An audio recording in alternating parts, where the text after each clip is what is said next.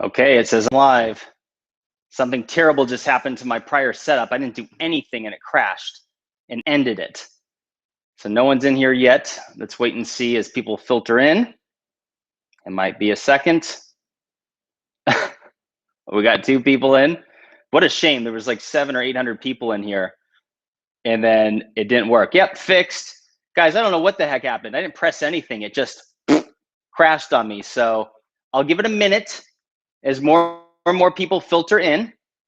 All right, we instantly got 300. This is good. All right, I'll give it a minute because no one likes, I've gone into live streams before and everyone's like waiting for it to kick off. Oh my God. Oh, they're coming in now. Yeah, guys, to all you just filtering in, I don't know what just happened. I didn't press anything. I didn't end it. It literally just went poof, ended.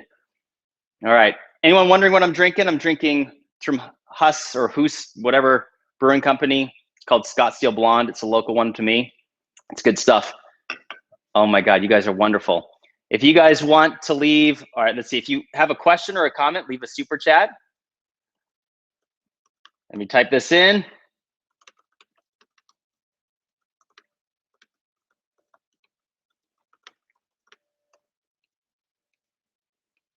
Love, Jimmy.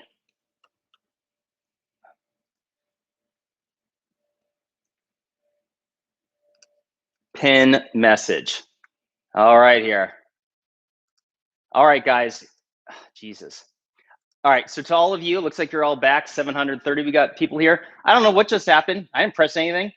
It was showing I'm live and all of a sudden it showed it freeze on my screen and it said ended. So anyways, let's go. First of all, I had the time of my life in Peru. I mean, I said the same thing about Egypt, but it's like going to these other countries is like a dream come true. It's like just a few years ago, I'm making a picture or a video on pictures of Machu Picchu that I found on the internet. And then I was there firsthand with Brian Forrester, who is the man who inspired me first. I've shared this before to some of you that might follow me on social media, that I was sitting on the couch in 2015. I was depressed. I was going back to school and I wasn't really happy about it. I was married. We weren't doing all that great. And oh my God, Zedicus Zorander, 25 bucks. Thanks, brother. Do you have a question or a comment? Wow, so we got 1,000 people in here now. Wild. All right, so let me start over. To everyone that the stream had just crashed, I don't know why, I didn't do anything. We're gonna do this a little bit of a ghetto setup because I was experimenting with the streaming software for the first time today. I'm like, now is not the time to fuss around. So I brought over a little TV. So we're gonna do straight up PowerPoint stuff. There's Jimmy showing his sweet ass at Ollantaytambo or Ollantaytambo. How do you say that? Hold on a second here. All right, so hey guys, if you have a question or a comment, throw me a super chat. I'm super grateful. Someone just gave me 1,000 yen. That's amazing. Oh my God, you guys are generous. All right, so let me start off. Let me just carry on with this as more people filter in. I have a few things to say. First of all, if you have any desire to go to some ancient sites, now is the time to do it. I don't know if you're paying attention to our quick changing world, but if I were you, I would travel now instead of waiting till later. I would pull the trigger because I don't know where you stand on certain things involving mandates, but someone like me, without getting into it, I don't want to make this the topic of conversation, but something tells me that this isn't over yet, whatever this is. And I think that if you want to travel, now is the time to do it, sooner rather than later. And there's nothing more liberating than traveling the world at a time like now, when all the other people traveling are in the same exact mentality as you. They're tired of sitting in the house. They want to get out and do something. They want to see sights. And it's so funny. So there's 35 of us in Peru. And that included Brian Forrester and Ben of Uncharted X. And everyone was saying the same exact thing, which is that this is a bucket list item. A lot of people saying, I never thought I'd get a chance to do it, but here I am. Thank you to these other super chats, by the way. Hey, real quick, can you guys hear me well? Let me look at the comments because we're at 1,400 people and I want to make sure this sounds good before in case there's any tweaking I need to do. Do you guys hear me well? Press 1 if you can hear me well. Press 1 if you hear me well. Press 2 if it sucks. I'm hearing yeah. Press the number 1. I'm not seeing one single one, but everyone's saying fine. Wow, this chat is blowing up. All right, so let me get to it. A couple things. One, if you have a desire to go to Peru or to Egypt, Brian Forrester and his company, hiddenincutor.com, gets my highest recommendation. He's a really good guy. I spent 2 weeks with him and his wife, Irene, and they are absolutely wonderful people, extremely down to earth. They have good hearts, and I trust them. And that is what goes further with me in life than anything else is trust. So we are going to Egypt October 1st through the 14th. However, I will only be able to be there for the first few days. I was going to have to cancel and pull out for a few reasons, but that's not good, and we didn't want the tour to fall apart. So if you want to go to Egypt, now's the time to do it. I mean, the future isn't certain. We're going to go there next March on a big old tour. So if that's something you want to wait for, you can do it then. Ben from Uncharted X is going in the second week of October. Hold on, are you guys saying you're not hearing me well? Is it that bad? Because if so, let me know right now. But anyway, so I'm going to be there for the first 4 days. It's going to be hell for me as far as the travel to, like, going to Egypt with a 9-hour time difference and then coming back. But all right, so I'm seeing a bunch of people here don't like the sound. This is lame. I'm wearing freaking AirPod Pros. They should be, all right, I'm seeing a bunch of ones here. All right, the show goes on. Anyway, so here's the deal. If you guys are interested in going to Egypt with Brian Forrester and I, October 1st through the 14th, he'll be there the entire time. I'll only be there for the first 4 days, which sucks, but I will be going in March. And again, I didn't want to pull out of the thing. So you'll at least get a chance to explore the Giza Plateau with me and a few other amazing spots like the Serapeum with the 100-ton stone boxes. So I'll discuss that more later in this video, but I wanted to throw out there now because I know some people are curious. So let's see what questions you guys have. And let me actually, while I see questions come in. All right, Jimmy, your content, I appreciate your investigation. Thank you, D. Smith. Do you think the Atlanteans are still here? And what's the UFOs aliens actually are? Okay, so that's gonna have to be a video. So I believe in aliens. I think we're half hybrids if you really wanna know what I think. But what I'm seeing on the news and this other stuff is so orchestrated. The timing of it during the middle of the pandemic was something else. And I'm like, guys, I think it's us. It's not to say it's not alien tech, but I'm seeing the timing of all these releases and everything is so manipulated, so orchestrated. The timing is, it feels like they're experimenting with us to see how we'll react. So I think it's a combination of things, but I'll save that for another video. Holy crap, we got 2,000 people here. Do you guys bring your own beer? You guys are so generous. So let me tell you something, first and foremost, that's on my mind. I have a few things on my mind. The people of Peru are some of the most wonderful people I've ever met in my life. The vibe that they put out, how just giving and friendly they are. I gotta be honest with you guys, I'm feeling like the United States is a bit sick, and not just the United States. I mean, I was talking to people from Sweden and Switzerland, Canada, other parts of Eastern Europe, and on this tour, and they're saying the same thing, guys. Like, this place has gotten, people, the vibe, people are frustrated. Oh my God, who just gave me $100? Was that D. Smith? Oh, that's the first one. Dude, I didn't realize it was $100. I don't even know what to say. D. Smith, where are you? I owe you a beer with that $100. That is extremely generous. But here's something to say. First and foremost, that I'm all over the place because I got 1,000 things to say. And by the way, I'm going to be showing you guys pictures on this. I know it's not the best setup, but it's kind of fun. So guys, there's a real serious problem going on at Machu Picchu right now. And you're going to be like shocked to hear this. So they are in the process, a slow process. It's going to take a couple years of shutting down Machu Picchu to the public. What they're already doing is preventing people from, anyone, from going to the top where all the megalithic stuff, the most impressive parts of Machu Picchu are off limits. I did not get to go up there. Let me show you. Well, how do you guys like that? Isn't that hot? What do you think? Should I put that on my dating profile? So let me show you guys the view that I had. So look at this. I forgot the name of this thing, but that's the only view I got of it. You couldn't go up to the top. You're only down below it, as well as, what is it? The so-called Sun Temple or whatever you want to call it. Instead of going up here with, the thing with the big old 3 big windows, this is my view, like 50 feet down, maybe 40 feet. You cannot go up there. They are in the process of shutting it down over the next couple of years to where they want it to be a virtual only. So people will drive to Machu Picchu, they'll take the train there, and there's a whole town down below. It's lovely. And they want you to watch it through virtual reality. And the reason is, you ready for this? Conservation. So let me explain to you. When we were demanding that we go up here, and Brian Ford, they're like, sorry, they have bodyguards. They have actual security there to prevent you from doing it. And Brian Force is like, why? What do you mean we can't go up there? And they said, quote, conservation. And we're like, oh, hold on a second. Let me just say, I am all for conservation of these ancient sites. Great. But let me just clarify something. These stones have been sitting up at high and the blaring sun and high elevation sun, I should say, which is extreme compared to even here in Arizona. I'm in Arizona right now, guys. And you know, everyone knows what the heat is like out here. It's worse up there. I burned it in minutes. It was unreal. I'm still peeling. Like, hopefully you can't see it.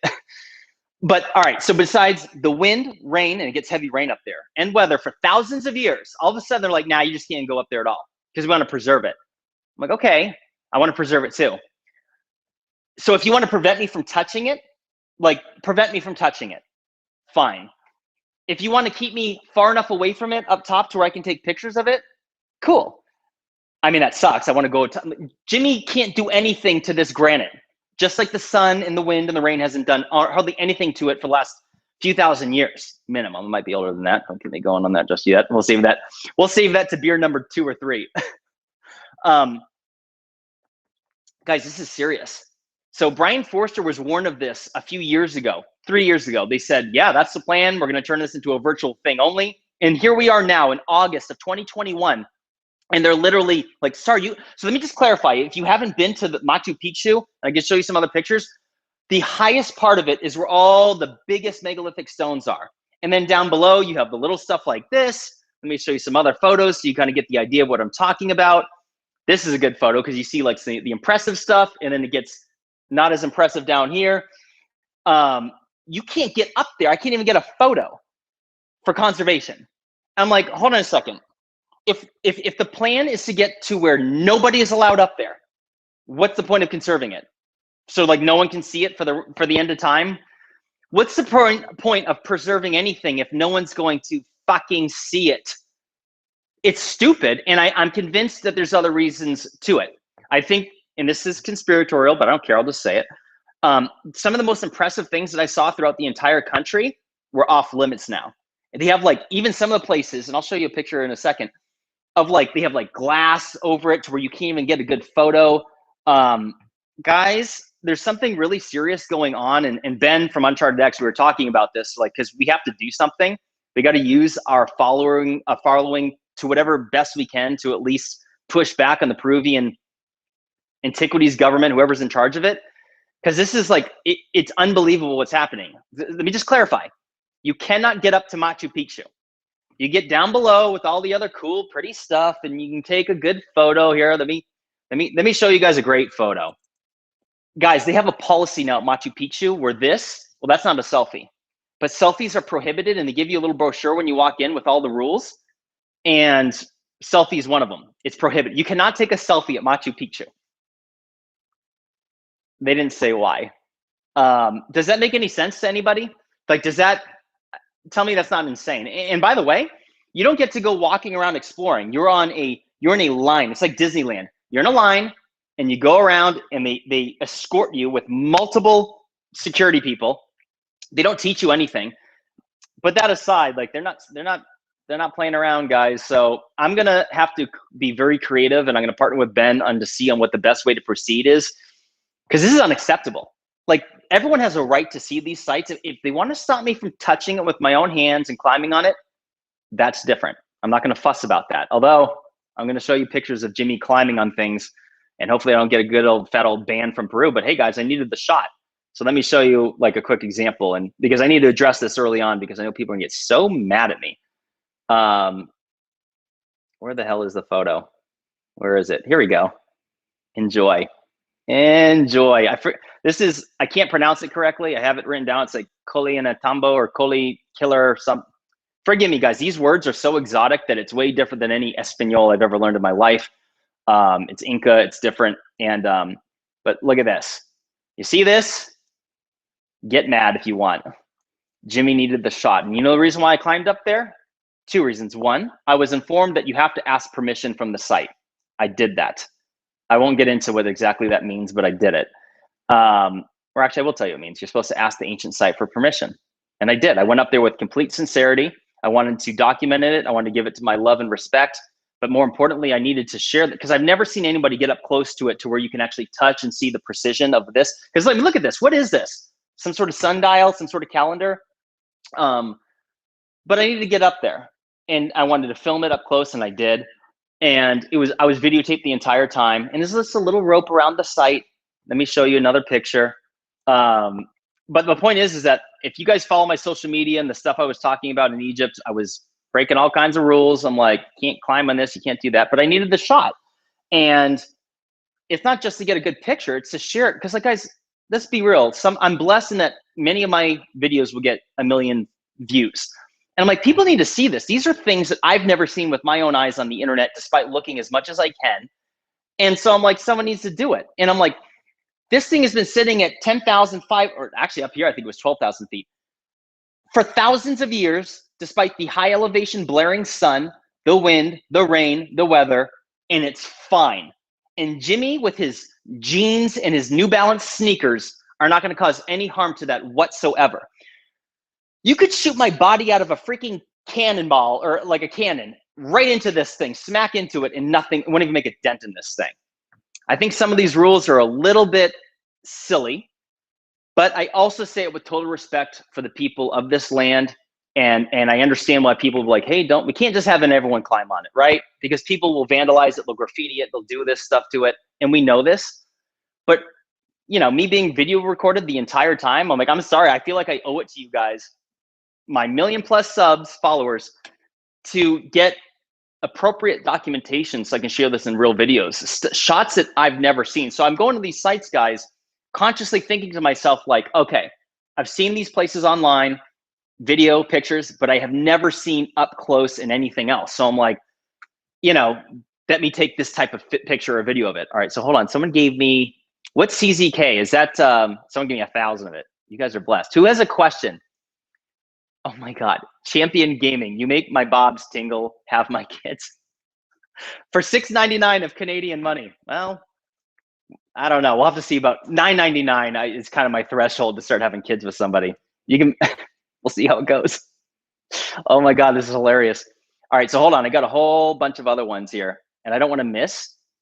So, okay, someone lobbed me a question here via Super Chat, and I'll bang away. All right. So let me say a few things to everyone that's just tuned in, and then I'm going to get on with all the other things I have to say because there's like almost 4,000 of us. So a couple things. I'm going to Egypt. The tour is with Brian Forrester, October 1st through the 14th. He will be there the entire 2 weeks. We're going to all the notable spots, special access permissions to go down in the paws of the Sphinx, 2 hours alone in the Great Pyramid, down to the Assyrian, all the great things. I will be there for only the first 4 days because of certain reasons that I won't share with the internet, but the good news is that I'll be there for a full 2 weeks in March. So to anyone, but here's the thing, if you have a desire to go to Egypt, I recommend going now because I don't know if you guys are paying attention. Congress is looking to pass legislation on requiring shot mandates to get back into the United States for everybody. But here's what I'm trying to tell you. If you want to travel, now is the time. So if you have ever had a desire to go to Egypt, I would recommend to go sooner rather than later. There's some open spots on our tour. It's going to be wonderful. If you want to go there for much cheaper, you can do it on your own. What's the benefit of going on our tour is that you have all the convenience paid for and that there's a legit tour company that looks after us, does all the freaking dirty work and all things you don't want to do and takes care of us along the way, including armed security and everything else. Might not be necessary in Egypt. The place is pretty safe, but they offer it. And furthermore, you have access to the special access sites. Let me give you an example. The Assyrian, it costs $4,000. The Osiris Shaft is like $2,000. The Sphinx to go down there, down below, I don't know exact cost, but somewhere between $2,000 and $4,000. So if you go with a group like this, it's bang for the buck. But if you want to go El Cheapo, you know, on your own, do that too. But you know, all that being said, if you want to find out more details about that, go to chemitology.com, or look on my community post, or go to Brian Forster's website. It's super easy to find. I'll talk about this in my next video, but there's some open spots. If you want to do it, do it. I'm going to go back to Peru next August with Brian. We're working on details of that. I mean, it's not set in stone, but we verbally talked about it.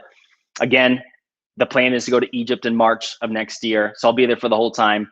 But if you want to go to Egypt this October, I'll be there for only the first 4 days. It's going to suck to only be there that short of time. The flight to and from is going to be a little rough on me, but I'm not canceling the whole freaking thing. I'm going to be there. So at least you'll get a chance to walk around the Giza Plateau and the Serapeum and a few other places with me. But anyway, let's also talk about, oh, hold on. Let me read a question here. We got a member. Oh, thank you, Ira. You signed up. Tim Pool is starting a paranormal mysteries thing. Tim Pool's great. Let's see. How much did the trip cost? To Peru, it was like $3,800. And that was for 10, well, I was in country for 14 days or nights. All right, Alexander. Machu Picchu is collapsing. The 3 windows are moving 30.35 centimeters a year on geological timescale. That's blazing fast. Also, 2 years ago, a tourist fell from one of the sites while taking selfies. Okay, hold on. Rest the soul of the person that fell down, but I'm sorry. That should not, I don't know. I get to take a selfie. And if I'll sign an NDA before I go in there. Okay, if Jimmy falls down, oh, my poor family doesn't get to sue the country or Machu Picchu. As far as the stuff moving around, well, okay. If they can have, what am I supposed to say? I should still be allowed to get up there and take a picture. If you want to keep me away from it, that's fine. But like to keep me, I couldn't get any pictures of it, guys. So that's something different. But I appreciate, that's an informed comment, and I appreciate it. Let's see what else here. Why is your mother a Jew? Shut up. Like, no. Why would someone ask that? Let's see here. Let me go over here. Sorry, guys. I want to keep this going. Do you think the Anunnaki are real? Guys, probably. I mean, never mind the word Anunnaki. That could mean anything. What I will say is that I'm very suspicious of what's going around and around outside of the earth. I think we're being visited, and I think we always have been, and I wouldn't be surprised if we're part of that. I think that if you were to go to like various biblical and various religious texts and replace the word angels, demons, sky gods, and other things, and replace it with the word alien, things might make a lot of sense. I think that humans are a flawed species that don't seem to assimilate in our environment whatsoever, whereas all other animals and insects and everything else do. And we seem to be quite crazy. It's like certain dogs that are mixed breeds are like the best dogs ever, and then some of them are like not. I'm kind of comparing us to that. So I don't know, guys. Maybe not. But I think it's a fun topic nonetheless. I hear someone say, we're ruled by criminals. To change that, please look at the Nations of Sanity Project. Consider my invitation to discuss. Thank you, Matthews. Okay, so let me go down here and start looking at some cool stuff. So first of all, you guys want to talk about this precision as far as lost technology, and people want to talk about geopolymers, and people want to talk about how they did stuff like this. Stand by. Can you guys see that? I know this is a ghetto setup, but like it's kind of fun for me. This is in Cusco. People want to know how they did all these insane polygonal stones. Or how about, let me find my most favorite at Sacsayhuaman. Let's see here. Here we go. Here we go. Look at this. Can you guys see this? I don't know if this does it justice, but look at, I've said this in many videos. I'm 5'10", which is 178 centimeters. And then pan out and look at this behemoth wall. Look at this behemoth. Look at, pictures never do it justice to what your eyeballs see when you're in person. And I gotta say, it's one of the most wild things I've ever seen in my life. Let me show you another photo that's even better. Stand by. Here we go. Oh wait, that's not the one. Did I duplicate that? If you guys have been following me on social media. Oh, real quick, if you guys want to see a lot more photos and videos, go to my Instagram. I'm not endorsing Instagram. It's owned by Facebook. Don't even get me going, guys. I'm not a fan of that stuff. But I got to do it because this is my gig, right? So if you're on Instagram, my handle is bright_insight. There's way more photos and videos on there than I can share on YouTube or Twitter. And so it's a good spot if you take it for what it is.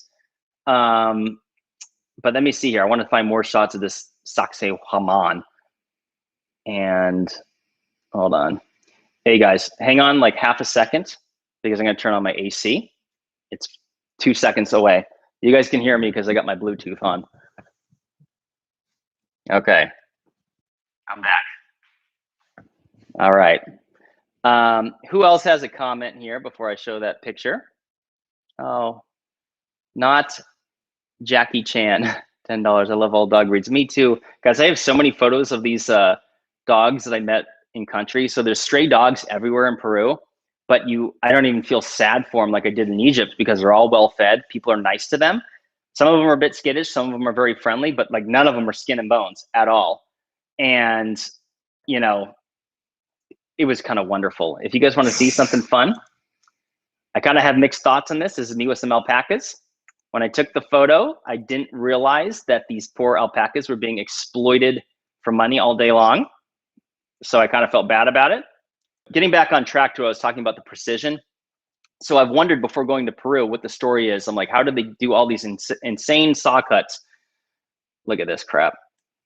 The nubs, we got to talk about this. So let me just, because I'm bouncing all over the place because I'm having fun, let me just say that there's a couple things that I discovered or believed once I had been there, which I was already, if you've been following my videos, I have had strong beliefs or inclination that the Egyptians and the pre-Inca were connected in some way that shouldn't be possible according to everything we've learned in our textbooks. And having been to Egypt less than half a year ago, or about half a year ago, and then now in Peru, I saw with my own eyes definitive evidence that these two cultures were connected. That's not what you're going to hear in school. I know this is controversial, but there are certain things that are undeniable, such as the precision stonework that I saw, as well as the nubs. You've heard me talk about the nubs. If you've seen my ancient global connection video, I've talked about these things, and they're all over the place. You find them throughout different parts of Egypt, and you find them in different parts of Peru, as well as other countries. And I'm sorry, like that's not a coincidence. I don't pretend to know what the purpose of these nubs are, but they're everywhere. You see them here, and they're random. They weren't for lifting, and I'll make a detailed video on how you know that, because some have them, some don't. And it's more than decoration. Like it is unbelievably random. And so guys, I'm gonna make a knockout video. The Egyptians and the pre-Inca were connected. If you just go there and see some of the details, you'll understand for yourself. Like let's see here. Hold on a second here. You guys wanna see something wild? So if you go to Ollantaytambo, which is a fun word to say. Ollantaytambo, which is like, okay, hold on. It's hard to see these pictures. This is this site with all the steps. You've seen this before. I love that photo. This is me up top of it. But let me just scroll over. This is Ollantaytambo, excuse me, Ollantaytambo. All right, so hold on a second here. This is an example of a cut block. It goes all the way down through here. What am I pointing at? This is a cut block. They did have precision techniques for cutting blocks. Look at this sucker. Woo, baby. Woo. But as I'm going to get to in a second, people want to know about polymers and geopolymers, I should say. Guys, this is one big block. Let me scroll in. One big block. You want to know where it came from? Hold on, wait for it. Up here. About a mile away, down here is a river, you can't see it, but on the top of here is the quarry for these 60 to 70 ton stone blocks. That's me holding on to my hat because the wind was vicious up there. Oops, hold on. So these blocks are 60 to 70 tons. The pictures don't do it justice because you can see them on the other side of the rope. And there's dozens of them. And they were brought from a mile away, downhill, and then uphill. Here's another one. And this is what's left. And all these blocks are strewn about the entire landscape down below, like some unbelievable cataclysm happened, guys. I saw similarities of a cataclysm in Egypt and here, and that you had some of the largest stones just thrown about like it was an explosion, except for they're not blown up. They're like, it's like something just flew them all over the place. It's unexplainable. They're all in the same spots that they were when they landed, and it's unreal. All right, so hold on, let's see. Try to catch you on Brian's live stream earlier. Question. All right, let me ask. Thanks for the $20, Jay. Being that some constellations were depicted in stone at Göbekli Tepe, do you have or know of a theory of who named them? Jay, I don't know, brother. I wish I did. Great question, but I have no idea, to be completely honest. Who else has a question? Here's another shot of, let's see. All right, so let me get back to the point because I'm all over the place, guys. But like, look at this. Look at this precision. There's no mortar in here. And look at this. This is like the size. In fact, I'm pretty sure I have a picture of my finger up to it. Yes, I do. You get things like this all over the place with the polygonal stones.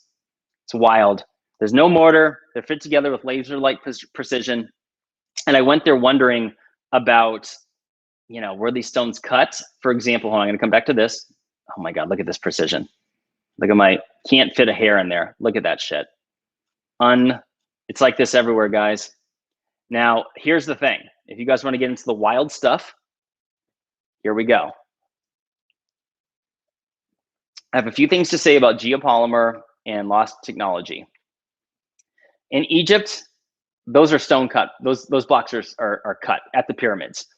And there's a number of reasons you know this. They're all completely different sizes. If you were casting stone, you would do one-offs and do a bunch of them. Or no, you wouldn't do one-offs. You would do a bunch of them under one cast. Whereas, again, at Giza, they're all different. 2, the stone quarry is right there. You can see where they cut it out. 3, the stone is limestone, and there's these ancient fossils and coral all stuck in them. And it's clear that they just cut it right out of the bedrock, guys. However, I went to Peru, and this picture is at Cusco, expecting to see all right, I assume that these were cut blocks as well with like a laser cut precision. What I've learned is a few things, and let me tell you that I now will tell you that these were not cut, but they were not poured. So first you need to know a few things. Local legend claims that there was a type of plant that would soften stone. They discovered it this is ancient. This goes back a long time, okay? There's no evidence to support it today. There were certain birds that had bird nests that would use these plants, and they would put these plants to make their nest on stone blocks and cliffs and stuff like that. And people figured out that it was like melting the stone or softening it just where it was, not all the way through like acid, but just a little bit. And there was 2 plants that would do it.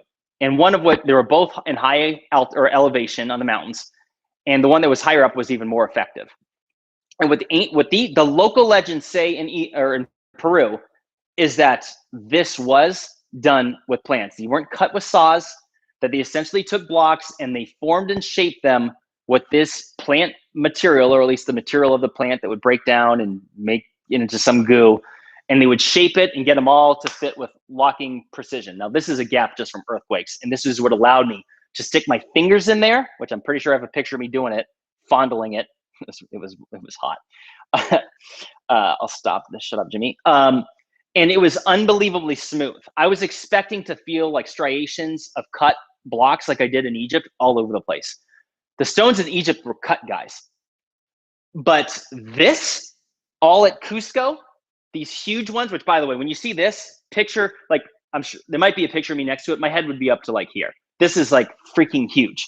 And all between them, I'm like, it's as smooth as it gets. It's like it was quite literally formed like it was not like it was poured.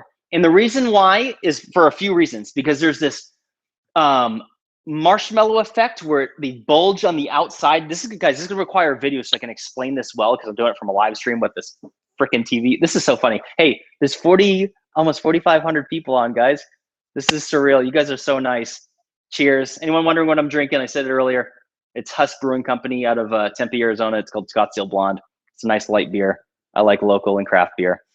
Kyle said, oh, dude, Kyle, was awesome to hang out with you in Peru and possibly discover a pyramid. All right, Kyle, you're the man. I had a total blast. Oh, dude, I hope your trip back to Montreal was smooth, brother. You are a good guy. So guys, let me tell you something real quick. Before I go any further, if you guys are wondering about taking a tour and you're wondering, you're nervous about it because you're like, well, I don't know these people. Who am I going to meet? Because even me, before I did Egypt, I'm like, well, you know, I'm going to be meeting people that are subscribed to me. I don't know what to expect, you know. And here's the thing. On both tours that I've done, these are the most nice, friendly, like-minded, good vibe people I've ever met in my life. Everybody got along. And you make these connections and friendships that I'm going to have for the rest of my life. I mean, like, and especially if you're traveling nowadays. It's one thing to be like, hey, I'm like really into the ancients. I'm into talk about aliens and conspiracies. I'm into all these topics that maybe people that follow my channel might be into. And so, you know, at a minimum, you're going to go there and have tons to chat about, right? But then, like, you realize that, like, if you're traveling now, despite all the chaos in the world and all the everything, if you guys haven't been paying attention, you know that you're connecting with like-minded people from that regard, which is that people want to get out of the freaking house. Guys, get busy living or get busy dying. And if you're nervous to go on a tour, guys, I'm telling you, like, I'm all about it now. I'm gonna be doing this stuff for forever. I won't stop. And this is our group. There was 35 of us, including Brian, Ben, and myself. And we had tons of other wonderful people from Sweden, Switzerland, Canada, different parts of Europe, Mexico, and other places, of course, all different parts of the United States. And guys, these people were wonderful. So if you guys are tempted to do this, again, I'm going to Egypt, October. There's a 2-week tour. I'll only be there for the first 4 days. Forrester will be there for the entire time, going to all the notable sites. And again, I'll be there in March for the full time. And Ben from Uncharted X has a tour, 2-week tour on the second half of October. So, you know, if those dates don't work for you, go with him. Ben, by the way, Ben is a blast. To those of you if you're not following Ben of Uncharted X, go subscribe right now. Same to Brian Forrester. These people are good people. They're smart. They're fun to travel with. Incredibly interesting. Their life stories are incredible. So, yeah, I got to say it like that. Now, hold on. Let me just respond to a few more comments because I know I'm going to miss them. And let me just tell you, if I miss your super chat, a question or comment, the good news is that YouTube stores them all for me to be able to easily read and find them on my creator dashboard. So I will not miss it. If I miss it live, I'm sorry. I'm doing the best I can, but just know that, you know, I'll definitely see it later. All right, so someone says, do you know about the 12,000-year cycle of destruction caused by the sun and earth turning back over and back? This repeats as our solar system. So, okay, so let me also say 2 things to go along with that. One, there's some incredibly smart people that I met on this tour. I mean, scientists, physics professors, pilots, all kinds of interesting people that are stonemasons professionally. It's wild on the type of people that come, like brilliant people. And, you know, having a whole bunch of conversations with people, including Brian Forrester and other people, like, guys, so that's probably what happens. There's, instead of 12,000 a year, I think 13,000 a year with the great cycle involving the equinox or the tilt of the Earth's axis for the 25,960 years. Break it down, that turns into 13,000 years. Guys, yeah, that I'm really thinking there's something to it. I think it's more than just asteroids pelting us. I think it might in itself correlate to geomagnetic pole shifts that I think will cause a more cataclysmic event on Earth than what scientists claim will happen. They say it's just going to be a bunch of satellite things and stuff like that, and or what do they call it? Communications issues from satellite, blah, blah, blah, blah, blah. They say that's all that's going to happen. First of all, if that happens, you're talking about a grid down scenario, and that in itself is apocalyptic. The grid goes down for an extended period of time. You can't pump gas. The city water pumps will shut down. Once the generators run out of fuel, good luck. It's going to be apocalyptic at that point. But I think that it's worse than that. I think that it will cause crust displacement. Let me just say, science says that won't happen, but I don't think that they can actually prove that. And I think that it might be related to these cataclysmic events. And when I saw different things in Egypt and in Peru where things were scattered about, massive, 50-ton stone blocks, like they were flown out of the place, I'm like, maybe that's something like that. Okay, D. Smith, did you just hook me up with another $100, brother? He says, I'm a full believer that governments around the world know and want to hide the truth from the populace. What do you think could be their motivation? All right, so D. Smith, I agree with you. They're not fools. And I believe that it's related to all the underground bunkers that they've built and probably high-speed rail systems underground. If you guys don't think that's happening, you haven't dug. I mean, the evidence is there. There's been, remember the last several years with all these mysterious earthquakes that were happening underground all across the US, going from east to west over a period of a few years. So I felt one of them myself. Back when I was, well, I'm in Arizona now, but before I moved to Boise, Idaho and moved back, when I was still out. So 2015, I'm laying in bed and it was at night and there was a boom. It was like the whole house shook, just like a knock. And I felt it in the bed. I was like, I was married at the time and we're like, what was that? And the first thing I thought of, I was like, because I was in the military and deployed to Iraq, I felt controlled demolitions where they'd get explosives and IEDs, they'd bury it and blow it up. And you'd feel it. You'd be like laying in your bunk at night and you feel like this thud. It's just a thud. Just you feel it under your feet kind of thing. And this is exactly what it felt like. And I immediately said to my wife, I was like, it felt like a nuclear bomb just went off like 100 miles underground or something. Now that sounds silly and that's not what I'm suggesting, but this happened up in Anthem, Arizona. And I felt what I felt. On the news, like, oh, that was an earthquake. I'm like, I felt an earthquake in Boise, Idaho. I know what an earthquake felt like. And this wasn't it. So where I'm going with that is that, yeah, if you have unlimited resources, and if you look back in the 60s and 70s when we had this advanced underground network of doomsday bunkers, like Google the Cheyenne complex outside of, what is it, Colorado Springs or whatever it is. Look at, and that's already retired. Go look at pictures of that where they have like these 14 doors that are like 15 feet tall and like 5 feet wide. And there's like 15 of them, 14 of them, whatever it is. Go look at that stuff and ask like, so that's retired and you don't think that they replace that? Of course you would. If you have unlimited money, i.e. the US taxpayer, of course you're going to freaking build these things. And of course you would have a high-speed underground network of tunnels. These aren't just rumors, guys. I think we'd be stupid not to have that stuff. So to answer your question, D. Smith, yeah, I think that they are at a minimum. They might not know when something's going to happen, but if nothing else, if there's all the studies that I've done, and I credit Randall, Carlson and others for their brilliant work on this, like it is scientifically proven that the earth goes through cataclysmic events far more frequently than the general public is aware. And I think that the worst thing they could do is freak the masses out. That's not to say I wouldn't tell you guys, if I knew the world was coming to an end, I'm gonna tell you, because people have a right to get their souls right and say they're sorry and get peace with the creator or whatever they want to do. But I also understand that if you are in that power and that had that responsibility, that some people would be better off not knowing it's coming, because it's just going to ruin the rest of your life. Like, let's pretend you knew you're going to die 10 years from now, horrifically. Do you want to know or do you not want to know? I want to know. If I could choose to know which day I die, I would actually sign up to know. That might sound morbid to some people, but then I could plan it out. Because you know what I'm going to do? I'm going to coordinate it just right to where I bounce my last check. And I'm going to have a good time between now and then. And I'm not kidding. Let's see here. Who else has a question? Guys, thank you all for the super chats. But yeah, guys, so what I saw in Peru and Egypt was evidence of cataclysm. It reminded me of the war zone I saw in Iraq, where things are just blown apart, and it's so unexplainable. So look forward to a video on that. I'm going to make a video first on the connection between Egypt and Peru, and look at it and think for yourself. I mean, it's apparent for all that have eyes to see. And I got to say this, which is that I thought I knew a lot about these sites of Egypt and Peru before I went. And then you're there, and within minutes, you pick on so many things. Just like I was just telling you guys about the lack of cutting on these polygonal stones. There's 4,444 people that were just watching. That's a good number, the angel number. You guys can laugh if you want. I'm all about the woo-woo.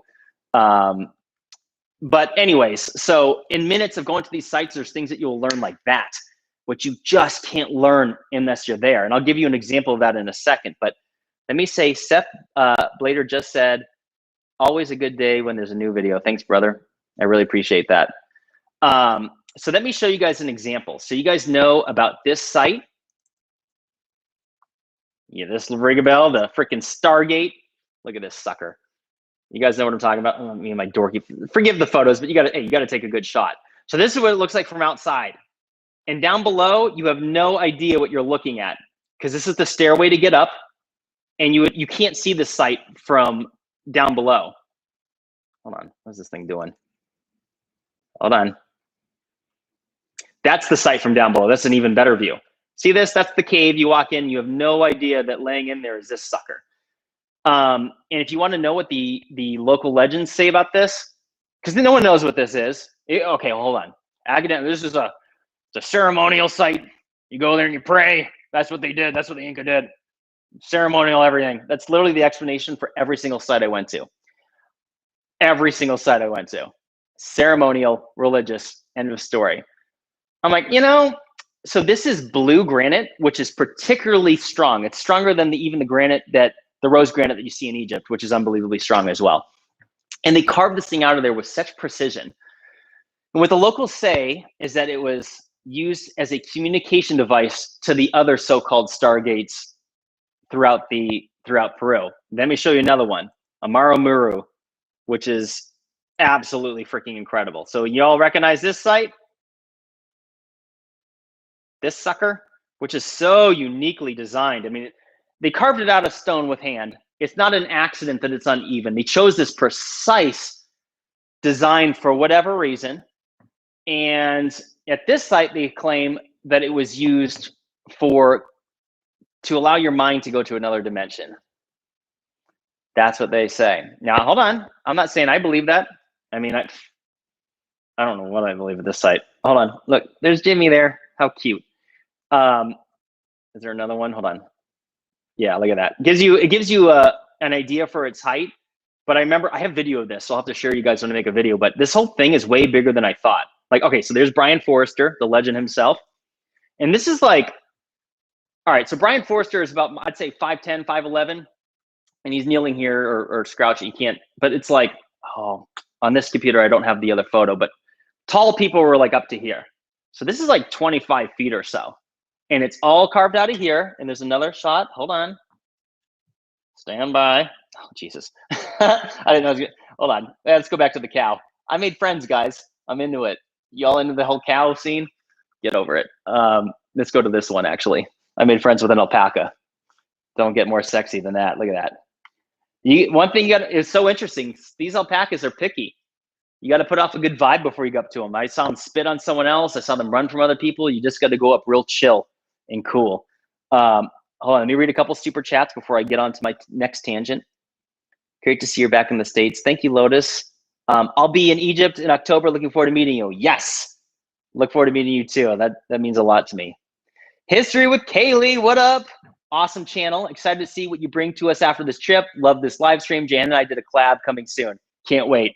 Jan and James is awesome. And so are you. You guys are great. Thank you for the super chat. So let's see here. Let me get away from my animal stuff. Okay. Check out Silistani. This stuff is so much bigger in person. It's unreal. Again, I'm 5'10", to anyone didn't hear me say before. And you go up to these blocks, and these behemoths are so unbelievable. I know, by the way, let me just say, next time I do this, guys, live, I'll do a streaming software to where I can just show the picture on screen. I was setting it up this morning, and I'm like, what am I doing? I'm not doing it day of is not the smart thing to do. So I just doing it old school. I gave PowerPoint presentations in the military, in school, and at a prior job, all just like this. So I figured I'll do it here now. But let me show you more of these photos. Look at this sucker. And yes, I went in there through this little hole, and there's human bones in there. I'll show you in a second. Look how big these polygonal stone blocks are. This is 500. This is on a hill 500 feet higher than the 12,500 foot base of the plateau. I'll talk to you guys about the elevation here in a second, but look at this stuff. Hold on, let me see if turning off this light helps. Hold on, guys. that better? You won't see me as good. Scheisse. Oh, well. So these were said to be tombs, but and I'm not saying they weren't used. There's me and Ben. Isn't that a good photo? All right, so there's me inside. And you see this? That is part of a human leg, actual bone. And that's, oh, there's a better shot of it. And I don't have it on this computer, but I have half of a human, the cranial skull on one of the other little false windows. Notice how this is in a false window again. These false windows everywhere. But this is the inside of this thing, and it just goes straight to the top. This is Silestani. The other place was not Silestani. That was a different name. Colombo, forgive me. This is on ultra wide angle, so you can't see just how big these freaking stones are. And it makes me look skinnier than I am because it's, again, ultra wide angle. But I went in here as well. And this place is wild. So here's the other side. It was blown out. All these stones and mortar were put in there. Someone tried to bury this thing. This is not original. The main blocks are original.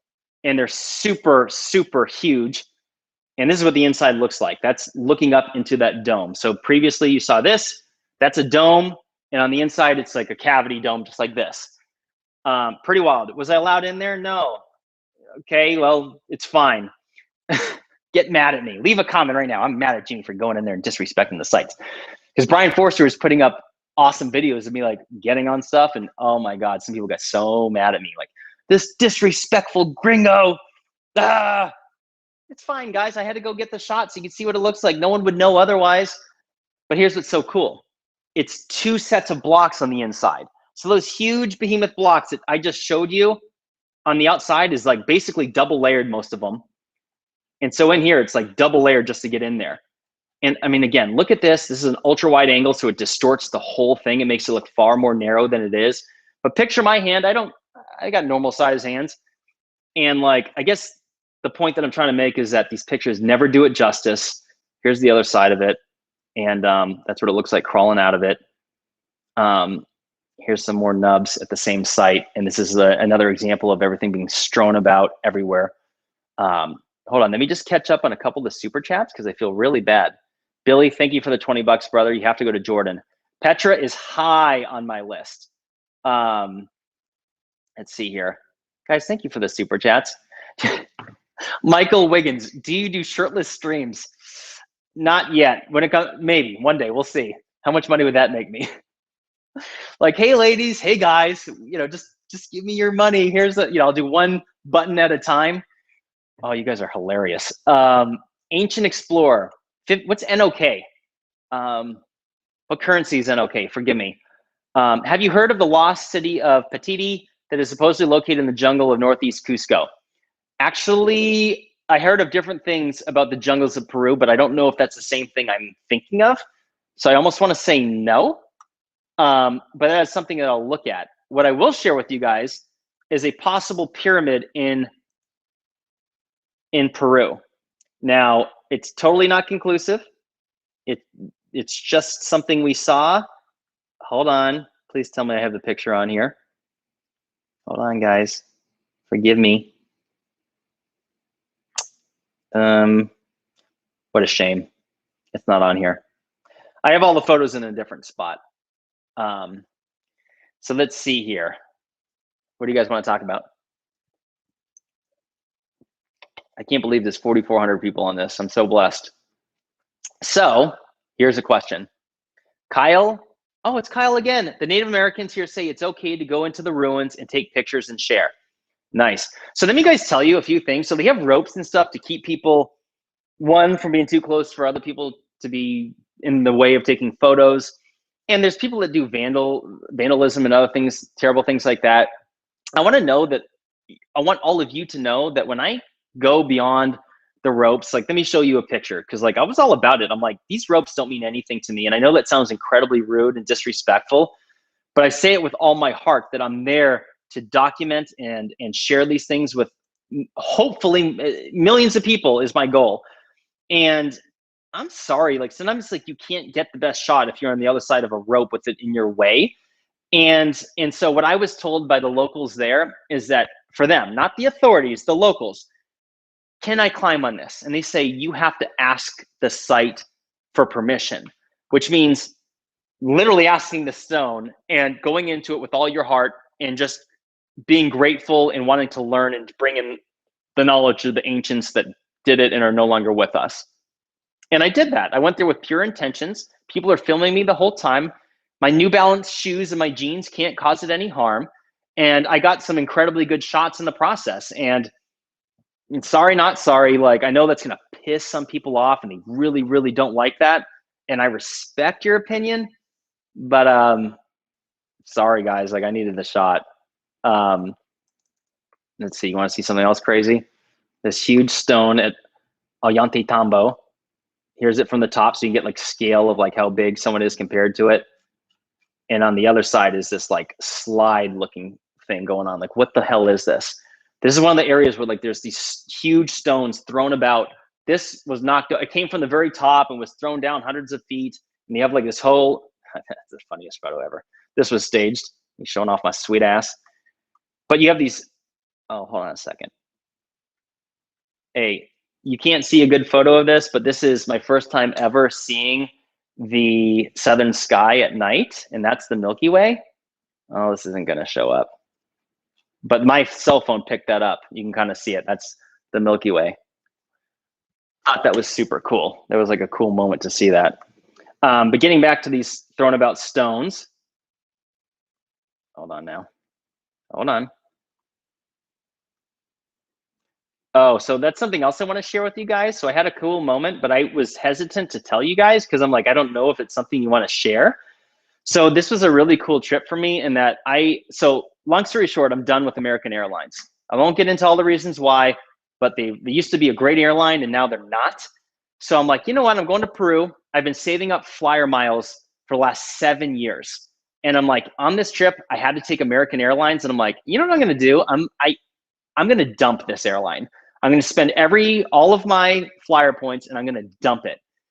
And I did. So I decided to book a business class seat to Peru, and it was like wonderful. So I took some photos. I'm like, should I share you guys? Should I not? But it's like good for me. Like, 7 years worth of flyer miles and using that stupid credit card. And if you guys have a credit card and you're not getting something out of it, you should really consider getting an airline credit card. Pick your favorite airline and just start paying. Never use your debit card. Just pay for everything with it, and you get something out of it. So here was my seat. It was the coolest thing ever. It's a total lay flat. You have like your own little cubicle. Look, I got my cute little hat. It was on a 787, the Dreamliner. If you guys don't know planes, like the 787 is awesome. And yeah, it was awesome. Like, look at that cool view. You got a decent meal. That was like a filet. It was tasty. I mean, it's airline food, whatever. This is like inside the cabin. It's like super, I don't know, comfortable and everything. And I don't know, like, I just feel really blessed about it. I mean, I didn't pay cash for it. So like, if you guys, I'm like, do I share this? Do I not? But I'm like, good for me. It made the traveling so much better. So if you're ever in a position to do a business class seat internationally, it's going to be really hard to go back. Just everything about it was better, and the drinks too. So this is me, my first day in Lima. And what's so cool about it is, you see all this? The beach is black sand, like volcanic basalt. And this is on the cliff outside of La Comar. So anyone that's been to Lima, this is in the Miraflores district, which is awesome. And that's Jimmy. Hold on a second. Let me read another one of these super chats. How small do these spots make you feel? You know what I mean? Like claustrophobic? Not bad. I could be claustrophobic under some circumstances, but these sites are made out of stone that has withstood countless earthquakes for thousands of years. It makes me feel actually safe. In fact, being in these structures and these small little crevices, to me, would be the safest place to be if there was some sort of disaster or earthquake.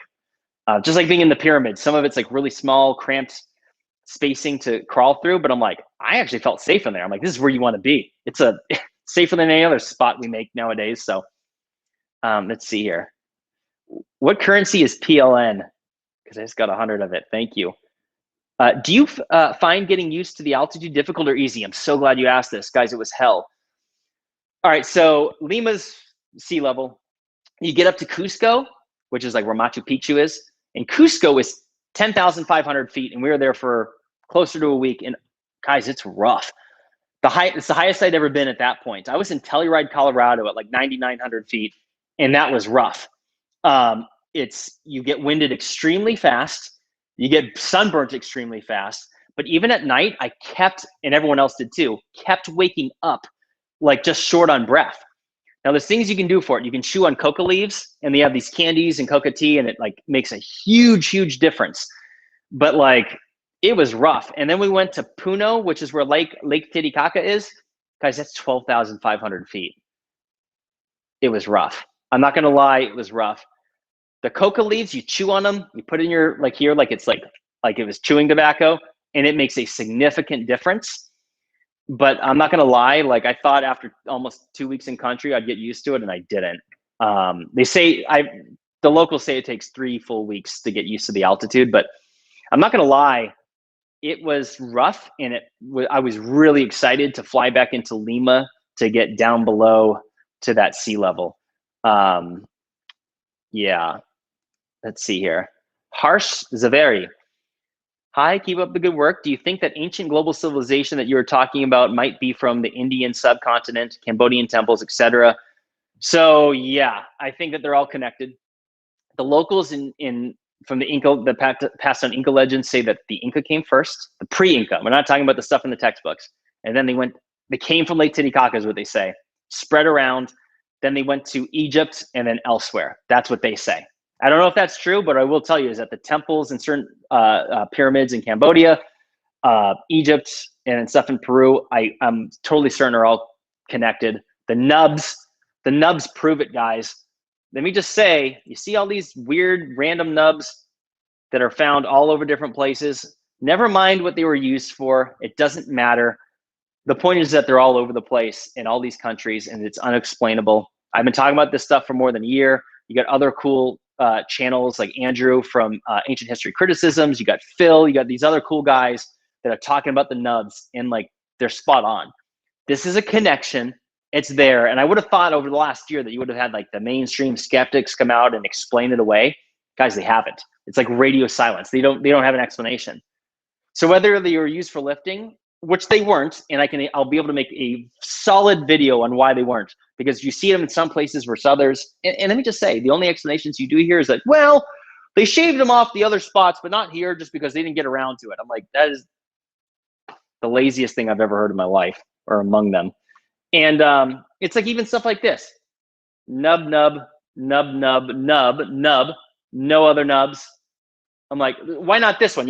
I mean, and plus those nubs wouldn't be enough to sustain the weight of it anyway. No, there's another explanation. And the reality is that we're only seeing it now in the way that not the way it was when it was done thousands of years ago. So I think the answer is just gone if you really want to know. Hold on, let me read another super chat because I hate missing these. Jimmy, what are your thoughts on Hollow Earth? Oh, well, when you first hear it, you're like, well, that's crazy. It's some science fiction thing. But there could be caves that could sustain some forms of life that are miles under the crust or within the crust. Hollow Earth, I mean, it's like, it makes me think about like as above, so below. It's a wild topic. I'm kind of open to it because I'm one of these open-minded people that knows that I don't know. But like, because a lot of people think like these UFOs are coming from in the earth. Like if you look at Native American stories as well as Aboriginal stories from legends from Australia, they all say that the beings came from down below and came up. And then you have these legends from historical texts, religious texts from all over the world saying how beings came down, bred with the women, and made us. So like, I'm looking at like these UFO stories that are coming out, and they're talking about them from being under the ocean. So they have all right. So the United States government has documented crafts under the ocean traveling at hundreds of knots under the ocean, tracked by military sonar. You can't go. Nothing we understand can go hundreds of knots underwater. I'm like, what are they doing underwater? That would be the best place to hide, right? So perhaps there's cave systems. Like whether it's like the Mid-Atlantic Ridge, like that place is so vast and diverse, and so the most craziest mountains that exist on Earth probably might be the Mid-Atlantic Ridge. Don't quote me on that, but a vast network of mountains. Guys, there could be caves in there 4 miles under the ocean that we don't even understand. I'm open-minded to anything. Let's see, Ray. The nubs are messages in a language we have yet to decode. I've heard this. That is a very plausible theory. I think it may have been Phil from his channel. Phil, I hope you're watching this, brother. I know that you're doing great work. Forgive me for I'm on the spot.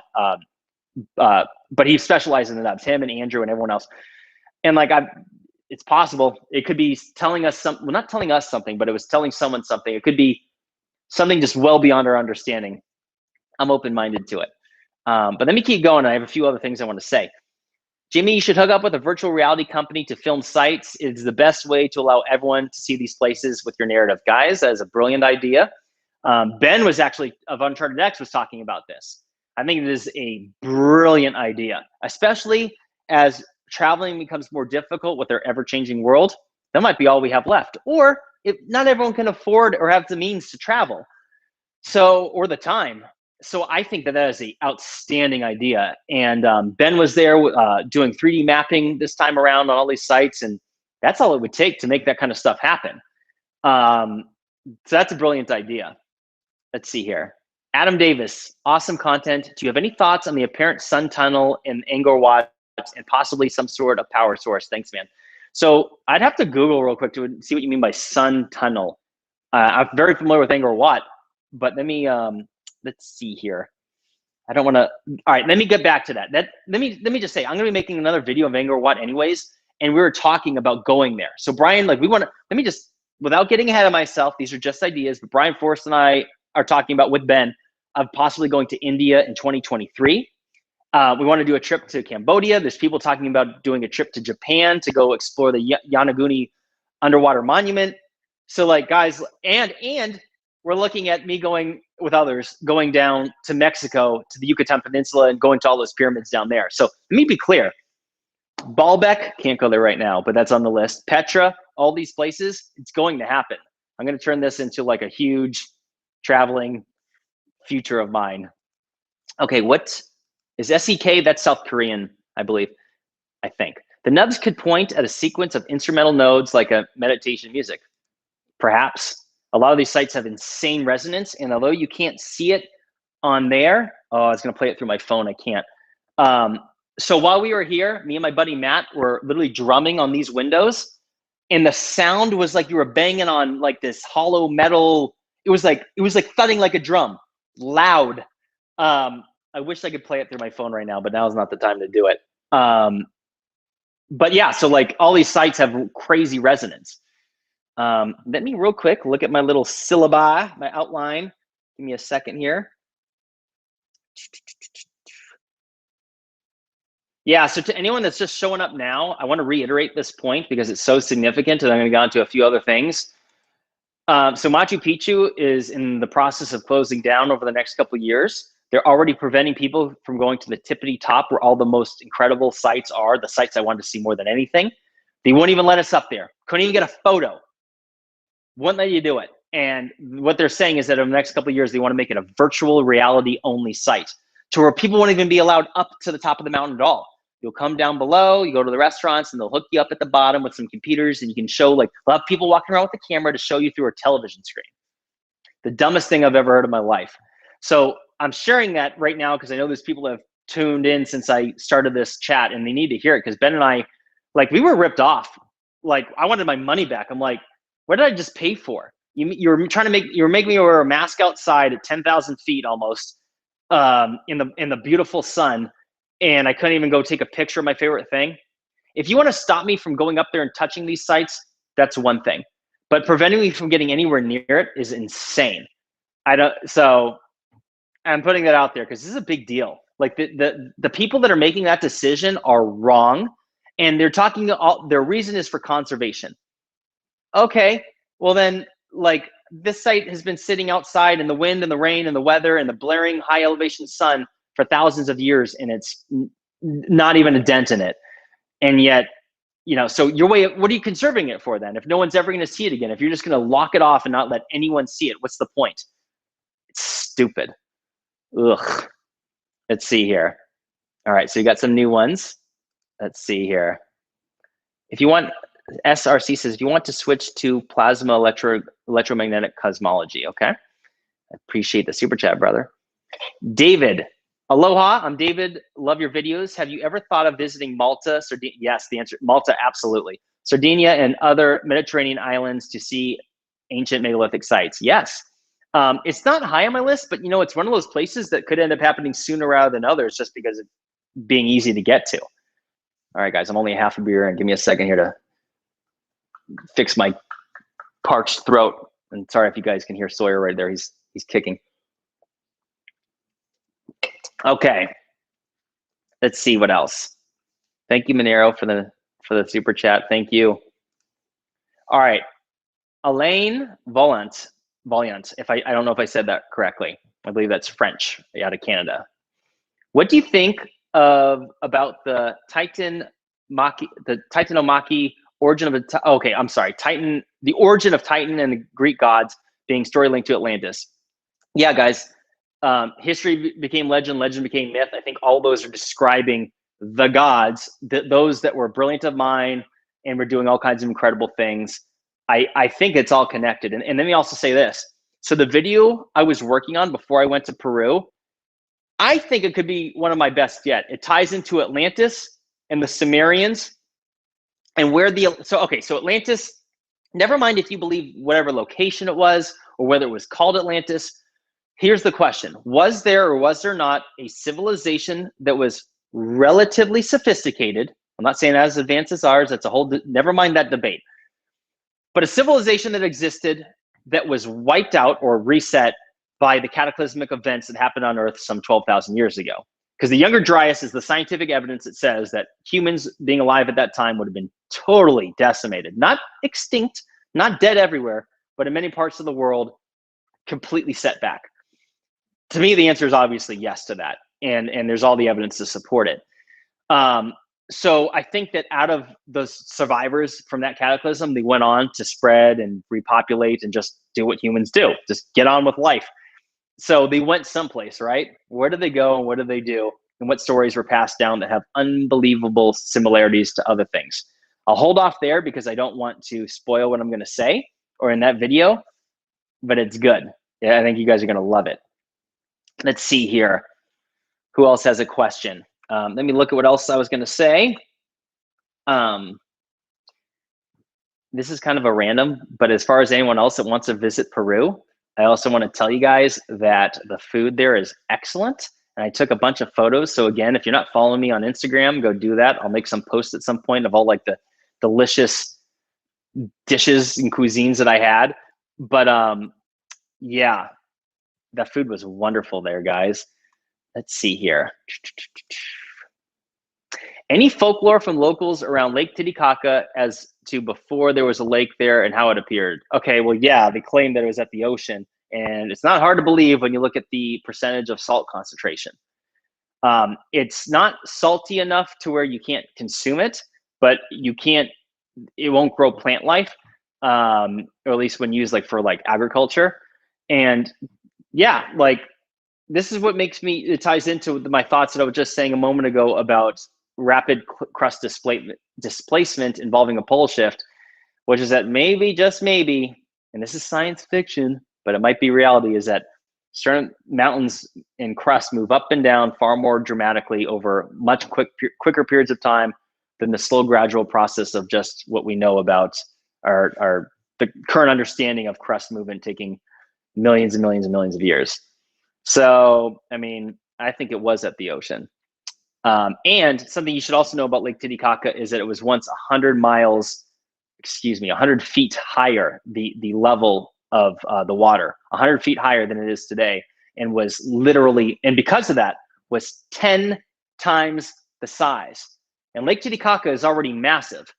It is, besides the fact that it's the highest navigational lake in the world, it's also humongous. It's 120 miles from one end to the other at its longest and almost 60 miles wide at its widest. It's freaking huge. And that reminds me now to show you guys the floating islands that I saw at Lake Titicaca, which is one of the coolest things I've ever seen in my life. So let's see here. Look at this. What you're seeing here, so keep in mind, Lake Titicaca is already 12,500 feet up.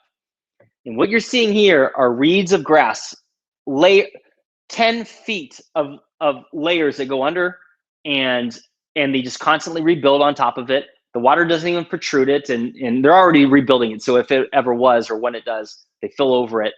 And you see all these huts. So you have like hundreds of these islands that are lived on by families. They don't speak Spanish. They don't speak the traditional Inca language. They are a culture on themselves. They're basically autonomous.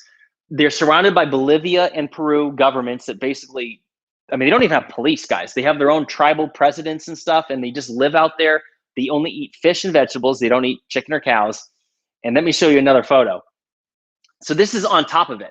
Like those are the huts, but let me show you this. You're stepping onto reeds of grass. It is unreal, and you can hear it crunch. And again, if you're not following me, this is another reason to follow me on Instagram, because I have videos of this place. I can't post it on YouTube. Well, I'll make a video on YouTube about it. But if you guys want to follow me on Instagram, I don't endorse Instagram. Forget it. But it's bright_insight if you want to follow me on there so you can see this cool stuff. But let me go back to this. So this is me stepping on it, and you have all these huts, and these people are totally lovely, peaceful, and this is showing how they make it. So they layer all these reeds of grass, and these are the decayed reeds of grass which are underneath. Like the water eventually erodes it, and it kind of turns into like a root-like system, but it's buoyant. And then they put the huts on top of it. So this would represent 10 feet what's under the current water, and then you put the hut on top of it. And look, we're all just standing on it. We're in the middle of the freaking lake. And what you see over here are other islands. And then way, way, way after that, the hills is the land. But this is, Lake Titicaca is so vast and weirdly shaped that it doesn't paint you a picture what the lake looks like. But never mind that. And by the way, the deepest part of the lake is almost 1,000 feet deep. It's freaking wild. Isn't this something? Isn't that something? Oh yeah, look at me. Got to get the good shot. This is me on the edge of it. It's kind of creepy, but it's like you feel safe on it because you realize like this thing is just. So with every step, guys, you're like you can feel the waves bobbing up and down. Is wild. One of the most wild places I've ever been, because I was telling you, I'm 12,500 feet up in the middle of Lake Titicaca in the Peruvian Andes on an island made out of grass that I had to take a boat to get to. I was like, this is one of the craziest things I've ever been to in such a great way. This is the edge of Lake Titicaca, and some of the guys we went with, they went swimming in there. I didn't do it because I didn't feel like, if I was staying in this area, I would have gone swimming in Lake Titicaca. That would be awesome. But they had to bring towels and get their whole setup for themselves. I didn't feel like doing it. But hold on, let me read a couple super chats because I don't want to leave anyone behind. All right, SRC, Jimmy is no longer science fiction. I have a paper with data on the pole flip proven and upthrust values and known ResearchGate Jovian octagons. Thanks, brother. So I believe it. I'm telling you, that's what my gut tells me anyways. I believe it, but I'm careful when I'm speaking in front of an audience. Like there's 4,000 people on here right now. And I'm like, so if I'm going to present this, I want to do it like with awesome evidence, but like, dude, I'm with you. That's what I think's going on. I think that some of these mountain chains guys were developed far more quicker than people want to believe. And I know it sounds like science fiction, but whatevs. All right, someone wrote, Ellie Howard or Eli. Granite melts at 2,300 degrees Fahrenheit. There are caves near Sacsayhuaman with signs of a type of melt glass, which happens at high heat. Have you heard of a theory of caves used as kilns to soften rocks? Not that specifically. What I was saying earlier in this live stream was that there is a plant that used to grow, or allegedly had used to grow, in the Peruvian Andes that could soften stone and make granite malleable, like a marshmallow. Not pour it, not like concrete, but this is going to tie into a video. Let's see here. And then I want to get on to some other points I have. Can you say hello to Donna Beckett? She's a huge fan. Hi, Donna Beckett. Donna, I don't know who you are, but thanks for watching. It's pretty surreal to be making a live stream right now with so many people watching and people from all over the world that would just want to shout out for me. I don't even know what to say other than I'm totally grateful. It's surreal. And thank you, because you guys keep me going. That is lovely. JD Jones, expedition to Atlantis. It will require gathering experts from all fields of science and engineering in addition to men and women trained in armed combat. You're damn right. and likely a decade to properly plan it. So I assume you're referring to the wrist shot structure in Mauritania. If that's the case, I got a few things to say about it right now. And let me also say hi to my buddy Matt, who went with me to Egypt and in Peru, and because he wants to go there as well. And if I go there, I'm not going without him. So that reminds me, before I get into the wrist shot, because that's gonna be a tangent, let me show you guys something real quick here. So these are my friends. So the 8 of us here, Yarda, me, Mike, Matt, Ben, Tim, Tyler, and Ivan, So Ivan, you know. So 8 of us all met in Egypt, and now this is all of us in Peru at Lake Titicaca. Guys, this is why I'm telling you, like, if you're tempted to go on a tour, do it. Like, you're gonna make friends. Like, it's surreal to think we all were in the Great Pyramid together, and now we all went to Peru together. And like, these are friends I'll have forever. Good people from all over the world. And I don't know, guys, like, because I was just thinking about that when you mentioned Matt, because this is Matt who wants to go to the wrist shot. And he was saying the same thing. Like, we need to plan this out. That's a big deal. Mauritania is dangerous. My buddy Josh Sigurdsson went there and he almost freaking died. One, he almost not starved to death, but he was starving because this is as third world as it gets. And they had to drive through a freaking minefield from these mines that had been out there for decades in the middle of nowhere. And they passed skeletons along the way from people who had blown up on the mines. Like, you have to take a certain path. Water is an issue. You can only carry so much. Reliable transportation's a thing. According to the United States State Department, kidnappings and ransoms are a real thing out there, and Americans are in jeopardy. That's not what Josh saw. Josh said he saw the most nicest, most giving, most welcoming people he's ever met in his life. And that's exactly what I saw when I was in Iraq on my deployment, that on the outskirts, the people in the middle of nowhere were the nicest, most welcoming people ever. And I think because most of humanity is good, guys. But all of that said, being a veteran that's done almost a full year deployment, you know, I can't go to a country like that without me being strapped. I need a piece. I need a rifle. I need an AK-47. And besides that, though, because that's just me, I'll never be able to live in that mindset of total vulnerability in a place where I don't feel I'm safe. Like, let me give you an example. I do not go to the woods. Jimmy does not go to the woods without a gun. And by a gun, I mean I have my freaking Glock and at least a shotgun and maybe my AR and maybe something else. Like, and I'm not even afraid of the animals. I'm more afraid of people, you know? Anyway, but that aside, in Mauritania, they do not allow drones. They do not allow ground penetrating radar. And you want to hear something interesting about that? Because they don't want any, the reason is because they don't want anyone taking their gold. Because Mauritania is rich in gold. It's like the third most export, or one of the highest exports there. Think about that. So, I mean, Atlantis was said to be rich in gold. Mauritania has lots of gold. So let's talk about the wrist shot structure. And real quick, before I do that, because I know it's gonna be a tangent, let me just read off a couple of the super chats. Will RC, because I'm gonna get on it. I just want to read these off. Thank you, Will. Love you, Samiran. Egyptian work exposing the truth. Thanks, brother. Nathan, what up?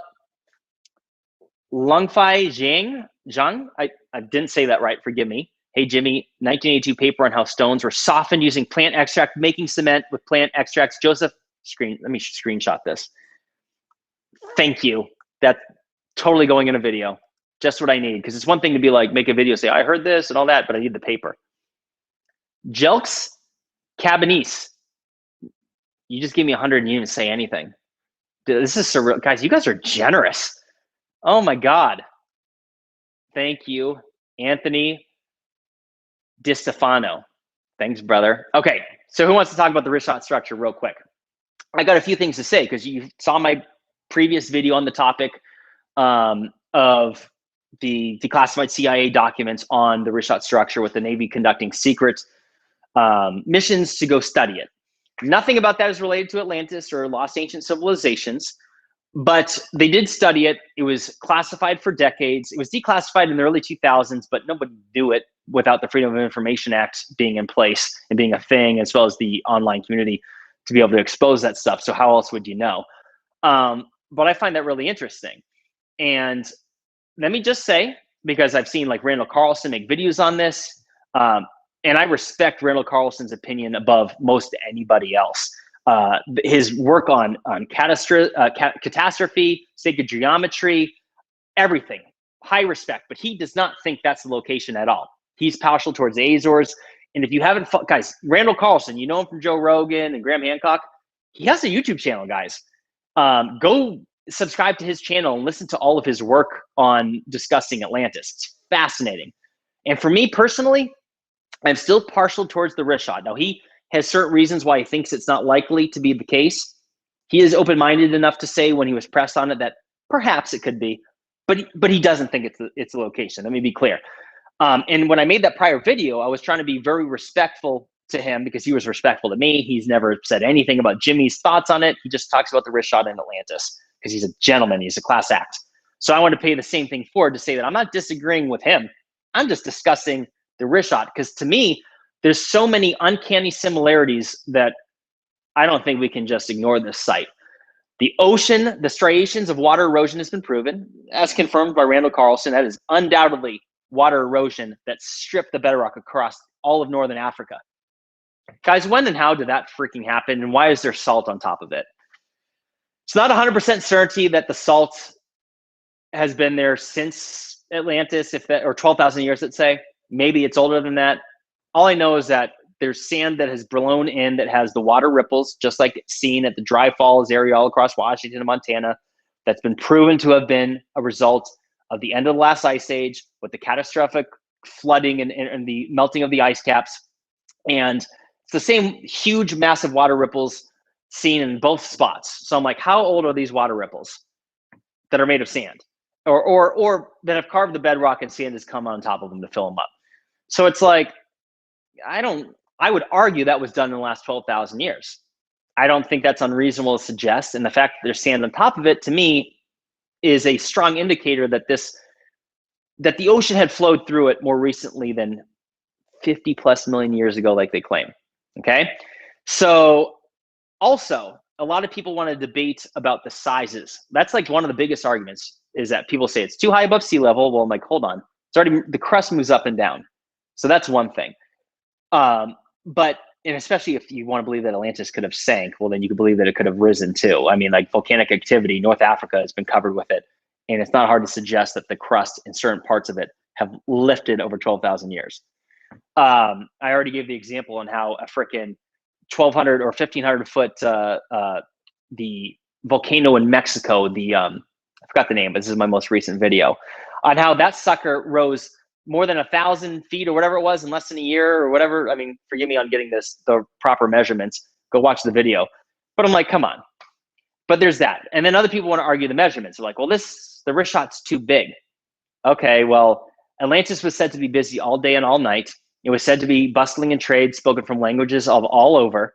And many modern scholars suggest that that would imply that there was a populace of millions of people at the capital in that area, which is not unreasonable to suggest because it sounds like modern day New York, right? Like bustling with trade, busy all day, all night, numerous languages, a whole bunch of people. But if you look at the modernly described measurements of Atlantis, its capital, the capital itself, I'm like, I don't think that's big enough to hold millions of people, at least not without high density living like skyscrapers and the such. So all of that said, and knowing that it's a 12,000 plus year old story that was passed down by no less than 3 languages, the ancient Egyptians, the ancient Greek, and now let's say, not just English, but any modern language. I'll count those all in as one. But it's good. That's no less than 3, but it's going to be more than that because why? If the ancient Egyptians of just a couple thousand years ago were speaking one language, it is unbelievably likely that the people of Atlantis, whoever they were speaking an entirely different language. And different languages between then and the 9,000 or so or whatever years before that, but in between, I should say. So I don't know, guys. When we discuss lost in translation, that is 100% a real thing. Things get lost in translation, and I do not believe that a system of measurement could maintain precise continuity over a period of 12,000 years, 13,000 years, whatever. Nope, I don't think that for a second. It's possible, maybe. I don't know. I can admit I don't know. But I think that anyone completely ruling out the wrist shot, I think it's premature. I respect anyone that disagrees with it, and there is doubt. Guys, I'm not 100% certain on this thing. I know that there's doubt there, but I don't think people should just dismiss it just yet. There's too many uncanny similarities, like 3 rings of water, 2 of land. I think that we need to entertain what's possible here on Earth over that period of time. But let me read off some of these super chats. You guys are, oh my God, you guys are too nice. Dan Palladino, living vicariously through you, Jimmy. Cheers, brother. Thank you. That means it's like surreal. D Smith, I'm a full believer. Oh, I'm sorry, you already said that. I'm scrolling back. Okay, good. I didn't miss these. Thank you, Misty. $50 from Misty, just saying thank you. Thank you. I owe you a beer. I appreciate and all right, I'm sorry.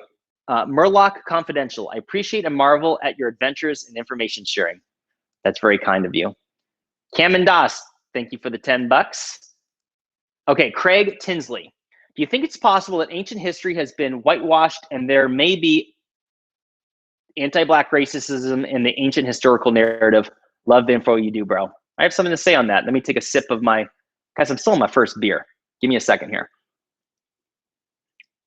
Because it's warm and flat. Okay, so let me read off a quote to you. Not read off, but let me just say it. So anyone that remembers John Anthony West, the legendary John Anthony West, when he was on the Joe Rogan podcast, he read off, it wasn't his own quote, but he read it, he said it. He's like, it was something to the effect of, not only did the Atlanteans exist, but they were Black. And he said that he was totally partial towards that. But guys, if I would argue that the ancient Egyptians were the most advanced and sophisticated of all the ancient civilizations. That's debatable. I'm seeing unreal stuff in India and other places, so I can't say that with absolute certainty. And some of the stuff I just saw in Peru was unbelievable. So maybe not. But Egypt's in Africa. And now looking at everything that happened in the Sahara Desert, guys, I think that whether humans originated in Africa or not is debated now.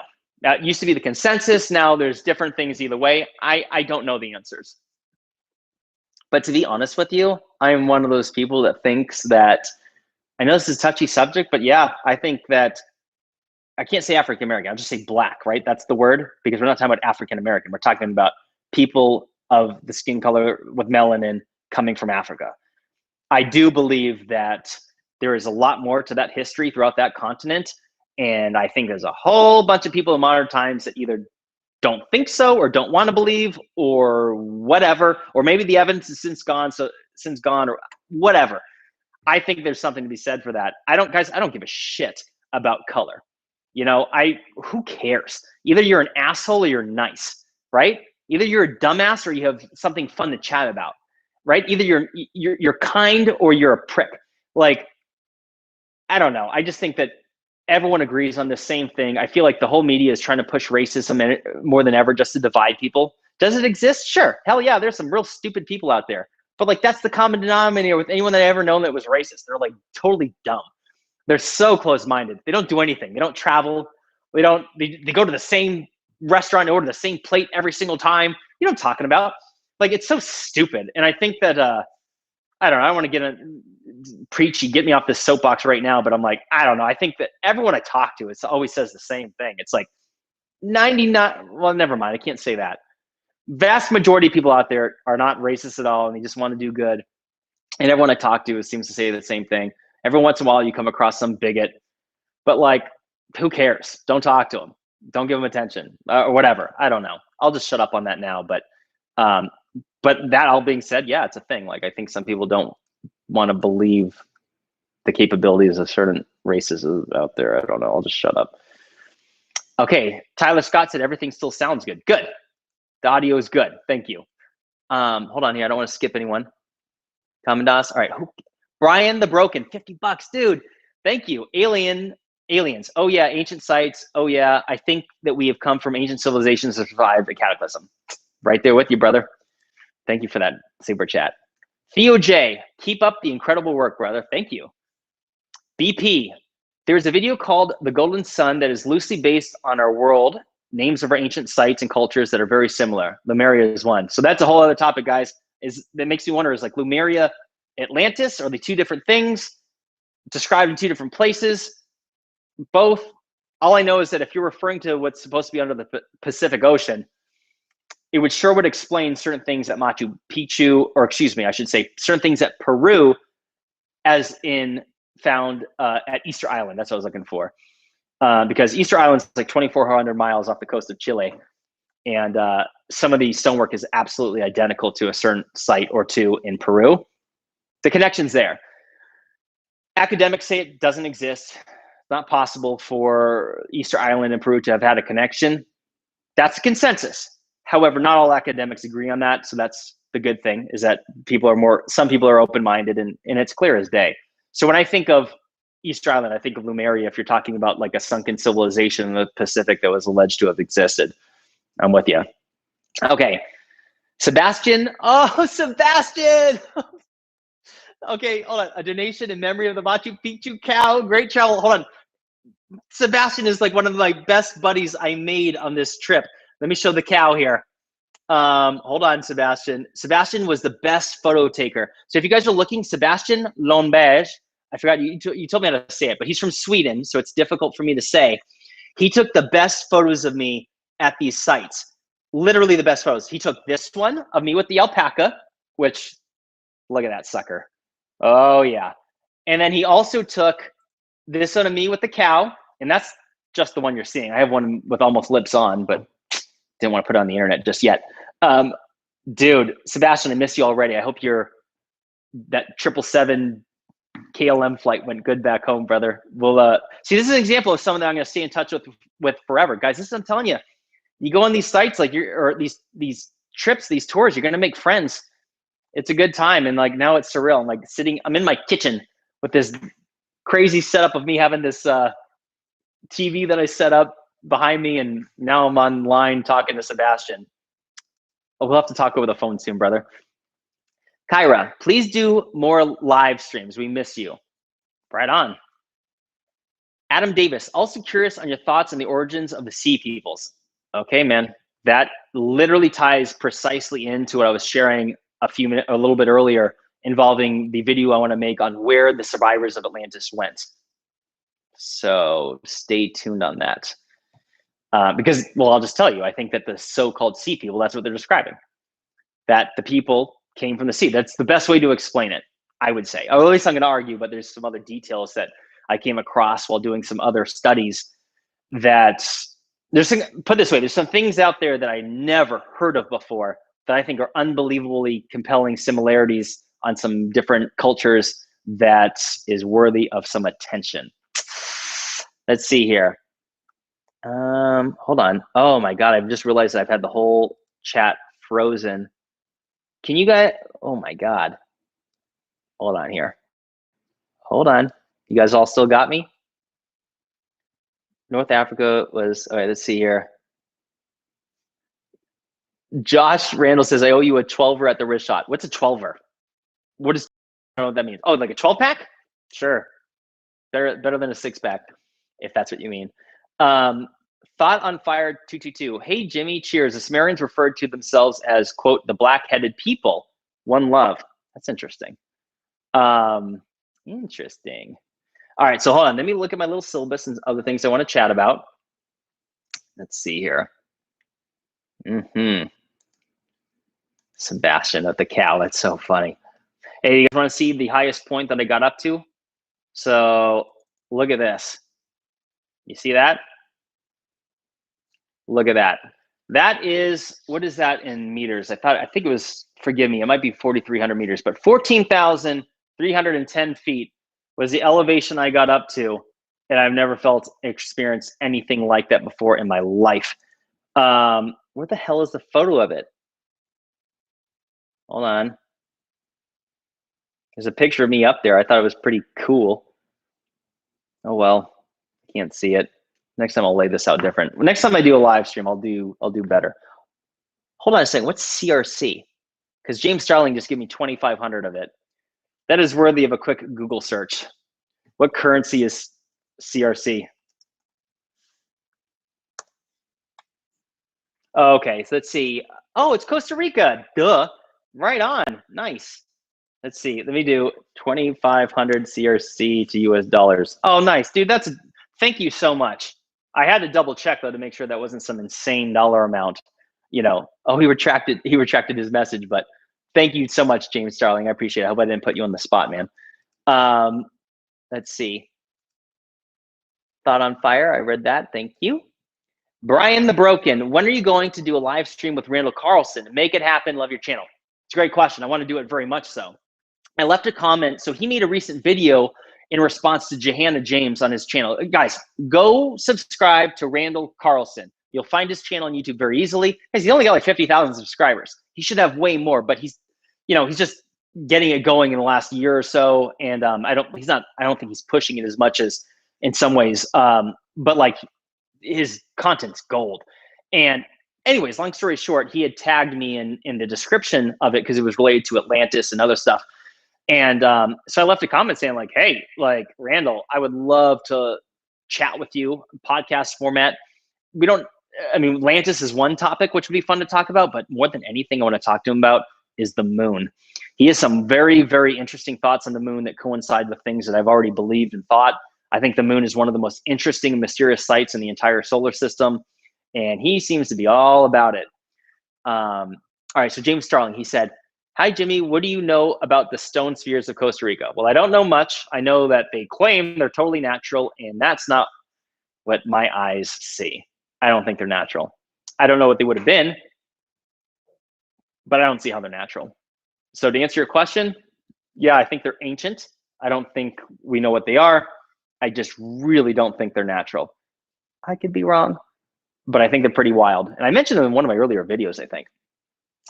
Mundo Fox, in ancient history, it has to some kind of global trade, different cultures from around the world having the same idea, to build the pyramids, use constellations.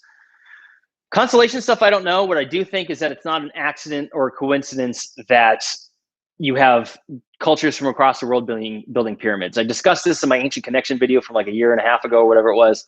And no, I don't think that's a coincidence. The academics will say that it is. I think that's silly. I think that it's just like in modern day. There's skyscrapers all over the world and they all look different and you have similar but different techniques to build them and structures, and they all some look different than others. And I think the same thing about the pyramids. It was inspired somewhere, wherever that was first. I couldn't say 100% certainty. I suspect Egypt, or at least I don't disagree with it. Some people will say in Cambodia may have come first. I don't know the answer what came first. What I do know is that they're all over the world, and to me it implies a global trade, a global connection, because you got to keep in mind, I try to explain this to people. They're currently teaching in school that none of these cultures had any type of connection at all. It wasn't possible. They could not have traveled the ocean in the way that is alleged to be able to do that. And so they couldn't have possibly be connected, end of story. And I think that's silly, and I think the evidence suggests otherwise. And I just think that there's this dogmatic approach to what the academics claim is, this is true, this is not true. And I'm like, can't you just say you don't know, or just say like, well, we have reason to believe this, or perhaps this is true, but we don't have enough evidence to support it this time, so let's keep digging. You have a bunch of people writing textbooks and making a fortune, and tenured professors that making $250,000 plus a year, and like they want to just be right, and that's the end of it, end of story. It's pathetic. Dora Cooper. Hi from Sarasota, Florida. We love your videos. Jimmy, keep on traveling. Thank you, Dora. I really appreciate that.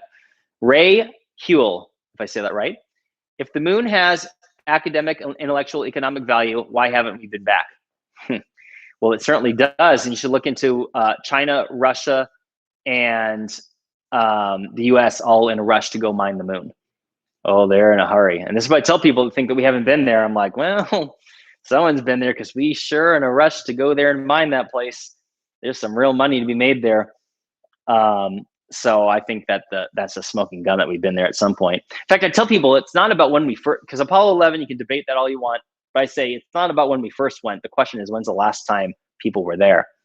And I think there's been missions there where I would bet, I don't have any evidence to support this, but I think that humans have been back there since 1972. I think that it could easily be done, and here's how. You send a craft from space.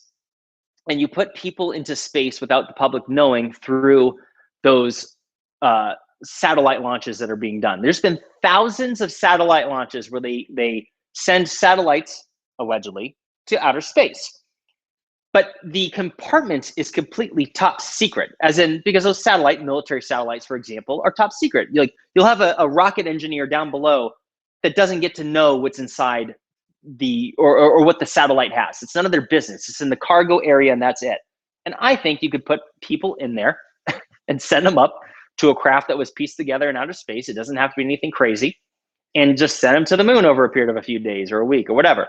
And I think it could be done. And I think it's been done, because I think that there's certain things they know about the moon that aren't explainable for what we're being told now. Like I mentioned this in my moon video, guys. There's this huge rush to go mine the place for all these different metals and precious elements. And it's like, wait a second, I don't remember anything, not one single thing from the Apollo moon missions that talked about like, oh, hey, there's a bunch of money to be made on the moon someday. We're going to come back and mine it real good someday. Nothing, literally nothing. Have you heard anything about that, right? I don't know anyone that's ever heard that. Nobody. So at what point did they figure that out? Did they keep it? Did they go there and figure it out in the Apollo 11 missions in the late 60s and early 70s and then just decide to keep it secret? Sure, maybe. That's right. Maybe, probably. Or we've been back to investigate more things since. And if nothing else, if it's not people, then what about drones? Never mind secretly sending humans to the moon. I would have sent a drone to the moon, and you could do it top secret. Again, when I say I would have, if I had unlimited resources, like if I worked for the Department of Defense and it was some top secret stuff, which we know they have, and they have black money where we don't know how much money is going where and to who and to what, that's real. You gotta have to start asking questions. And I'm sorry, if Jimmy was running the show, I'd be at the moon right now. Maybe not me personally, but I'd be watching it on camera as I play with it, like my drone on my own little remote control. I would totally do that, and then have some scientists behind me helping me the whole way. Let me see here. Who else has a super chat? Let's see. I don't want to. Oh, hold on. I'm missing some. Forgive me. All right. Randall Carlson one. The moon is interesting. I have seen objects fly from the moon through my telescope, but they were not in orbit. Not to mention some things the astronauts saw, that there was a report out there the moon is hollow. Guys, yes, a lot of people have reported seeing different things on the moon. You go on YouTube and watch people telescope seeing some weird stuff happening there. Flashes of light. That could be, that could be meteor impacts, but I've seen things that are sustained lighting. And yeah, like there's, as far as like it being hollow, the seismographs they set up in the Apollo missions, there's like half a dozen of them across several hundred miles. And whenever there's like, they throw like a shuttle into it or